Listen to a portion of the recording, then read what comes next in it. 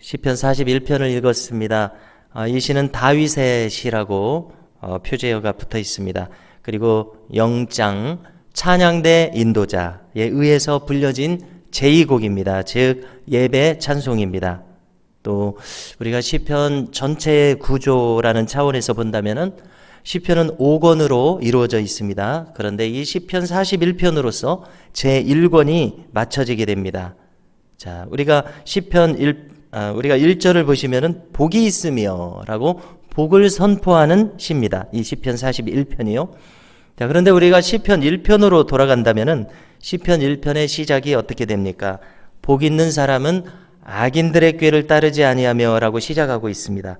이렇게 시편 1편과 41편이 똑같이 복을 선포하고 있는 것을 찾아볼 수가 있습니다. 자, 그런데 우리가 성경에서 말씀하시는 복, 여기 시편 1편과 41편에 있는 복은 단순히 물질적 번영과 같은 이런 단순한 복이 아니라 원문을 보시게 되면 히브리어로 아쉐르 하이쉬, 복 있는 사람 이렇게 되어 있는데요. 자, 이것은 예수님께서 선포하신 팔복의 복과 연결이 됩니다. 예수님께서는 팔복에서 이렇게 하는 사람들은 복이 있나니 라고 말씀하시지 않았습니까? 그때 이제 헬라어로는 마카리오이, 복 있는 사람들이로다 이렇게 감탄문으로 되어 있습니다. 그래서 그 의미는 단순히 물질적인 축복과 같은 그런 좁은 의미의 복이 아니라 행복이라는 말로 번역을 해야 할 그런 말입니다. 그러니까 인생 전체에 대해서, 사람의 인격 전체에 대해서 복된 사람이라는 그런 의미입니다. 그러니까 내면적이고 심리적이고 영적인 복을 말합니다. 그래서 이 복은 물질이 없어도 복된 복입니다. 행복입니다. 자, 그래서 시편이라고 하는 것은 1편부터 150편까지 시라는 형식으로서 성경을 기록한 것 아닙니까? 그러니까 원래 교과서는 모세오경, 창세기부터 신명기가 원래 교과서라면은 이 시편이라고 하는 것은 응용편이라고, 신앙의 응용편이라고 할 수 있습니다. 우리가 시편 1편부터 여기 41편까지 보면은 이 시편의 목적은 무엇이라고 말할 수 있습니까? 그가 행복한 사람으로 살아가는 것입니다. 그래서 저는 항상 신앙생활의 목적은 무엇인가? 우리가 행복한 인생으로 사는 것이다. 이렇게 마음에 품고 있습니다. 그래서 오늘 시편 41편을 우리가 함께 나누면서도 어떻게 하면 우리가 행복한 인격이 될 것인가? 이러한 차원에서 말씀을 나누고 싶습니다.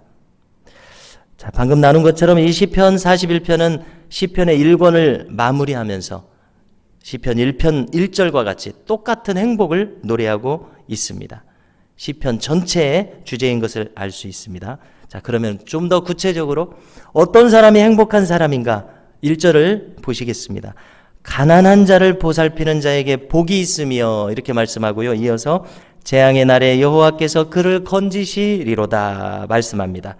이것은 정확하게 주님께서 산상수훈에서 팔복에서요, 긍휼히 여기는 자는 복이 있나니 저희가 긍휼히 여김을 받을 것이미요, 이 말씀과 일맥상통하고 있습니다. 자, 분명코 성경의 윤리는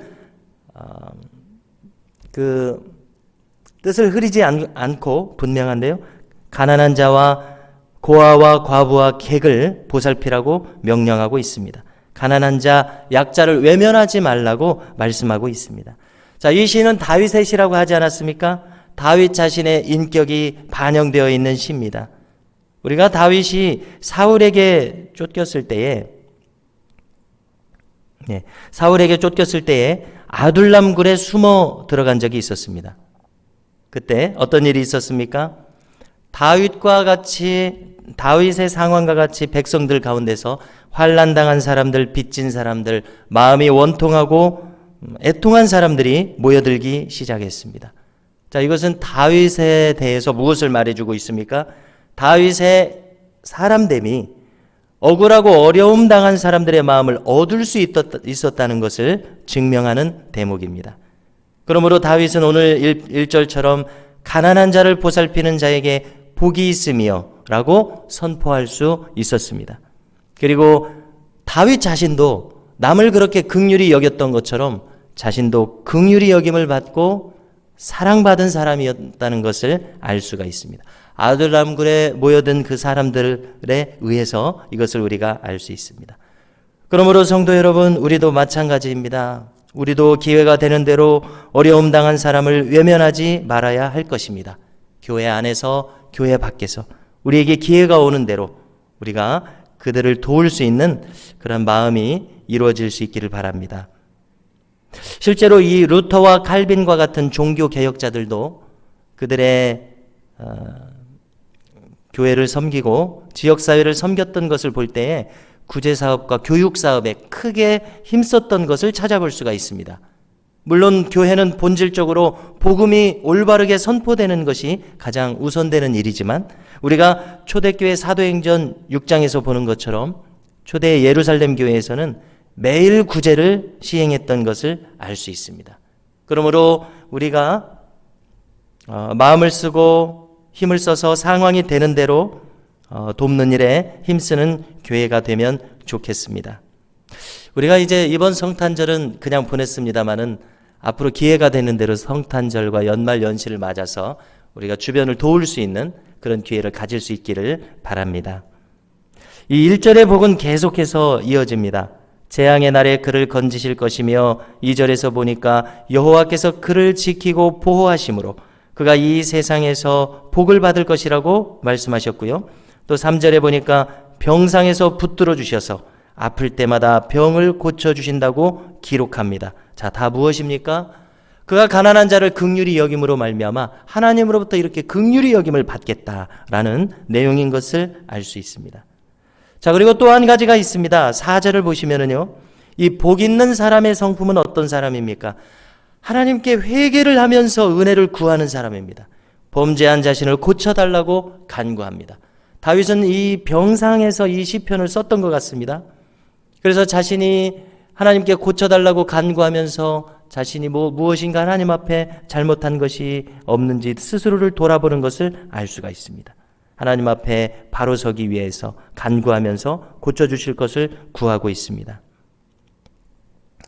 자, 다윗 자신이 회개하는 사람이었고 이 시편을 읽는 사람, 그리고 이제 이 시편을 성전에서 찬양대와 함께 부르는 모든 사람들이 어떻게 하도록 이끌고 있습니까? 모두 하나님 앞에서 회개할 것을 요청하고 있습니다. 성경적인 복은 무엇입니까? 영적인 축복을 받는 길이 무엇입니까? 그것은 바로 긍휼히 여기는 심령이 되는 것이요, 하나님 앞에서 바로 서기 위해서 회개하는 심령이라고 제시해주고 있습니다. 오늘 시편의 후반부를 살펴보겠습니다.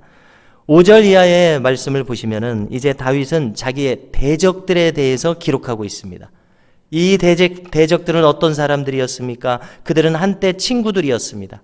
한때 함께 식탁을 나눌 만큼 가까운 사람들이었습니다. 그런데 이 사람들이 다윗을 배반합니다. 다윗을 모함합니다. 다윗에 대해서 악담을 합니다. 6절을 보십시오. 그 사람들은 거짓말하는 사람들입니다. 그 사람들은 마음에 악의를 품은 사람들입니다. 그리고 그 악의를 쌌습니다. 한마디로 그들은 악인들입니다. 자, 우리는 이렇게 다윗의 경우를 통해서 하나님 앞에 바로 서서 믿음으로 살아가는 사람들에게 이 세상 사람들이, 어떤 사람들은 대적으로서 우리 앞에 서게 된다는 것을 알 수 있습니다. 다윗만이 아니라 믿음으로 살아가고자 하는 사람은 그 누구도 예외 없이 이 세상으로부터 악의적인 그런 적대를 당하는 경우가 있는 것을 알 수 있습니다. 그래서 우리는 다윗이 이러한 대적들에 대해서 어떤 마음을 가지고 어떻게 하나님께 구하고 있는지를 살펴볼 필요가 있습니다. 특별히 10절의 말씀은 우리가 잘 해석해야 할 필요가 있다고 생각합니다. 우리가 성경을 잘 해석하는 한 가지 원리는 성경의 다른 부분에서는 어떤 사상을 가지고 말씀하고 있는지 그 사상과 일치시켜야 하는 부분이 중요하다고 생각합니다. 여기서는 우리가 로마서에서 말씀하는 것처럼 악을 악으로 갚지 말고 선으로 악을 갚으라는 말씀을 적용하고 그 말씀과 조화시켜야 한다고 생각합니다. 특별히 우리는 다윗이 실제로 그의 대적자였던 사울을 어떻게 대했는지를 떠올려 볼 필요가 있습니다. 사울에 대해서 악으로 갚지 않았던 사실과 조화시켜서 해석을 해야 합니다. 그러므로 나를 일으키사 내가 그들에게 보응하게 하소서, 이것이 10절의 말씀인데요, 이 말씀을 정말 원수를 악으로서 갚는 것처럼 우리가 해석해서는 안 된다는 것입니다. 그와 같은 여기서 보응이라고 기록되어 있기 때문에 그렇습니다. 그러면 이 보응은 어떤 보응입니까? 그가 사울을 선대한 것과 같은 그와 같은 갚음, 다시 말해서 악을 선으로 갚는 것과 같은 종류인 것을 알 수 있습니다. 그래서 이것은 어떤 결과를 낳습니까? 11절과 같은 결과를 낳습니다. 원수가 다윗을 이기지 못하고 하나님께서 다윗을 기뻐하시는 것이 증명되는 결과를 낳습니다. 그래서 이 시편은 이스라엘의 하나님 여호와를 영원부터 영원까지 송축할지로다라고 끝맺고 있습니다. 성도 여러분, 우리는 여기서 이제 한 가지 더 살펴볼 것은 병상에 있는 다윗을 하나님께서 일으켜 주심으로써 악인들의 뜻이 관철되지 않도록 하시는 바로 이와 같은 결과를 구하고 있다는 것입니다. 그래서 이 보응은 하나님께서 악인들의 뜻이 관철되지 않도록 다윗을 일으켜 세우심으로 말미암아 대적들 앞에서 다윗의 면을 세우시는 그러한 하나님의 역사를 구하고 있고, 하나님께서 다윗을 기뻐하시는 것이 증명되어 있다고 말씀하시는 것을 통해서 다윗이 병상에서 일어난 것을 알 수가 있습니다. 그리고 마침내 영원부터 영원까지 하나님을 송축할지로다 이렇게 끝맺고 있는 것을 알 수가 있습니다. 성도 여러분, 오늘 시편을 통해서 우리도 마찬가지입니다. 다윗처럼 약한 자와 가난한 자를 긍휼히 여기는 마음을 가질 수 있기를 바랍니다. 원수를 원수로 갚지 않고 선으로 갚는 마음을 가지도록 힘써야 되겠습니다. 그래서 이 시편 1편에서 41편에 이르는 시편 1권의 복된 사람, 행복한 인격으로 살아가는 축복이 우리 모두에게 있기를 간절히 바랍니다.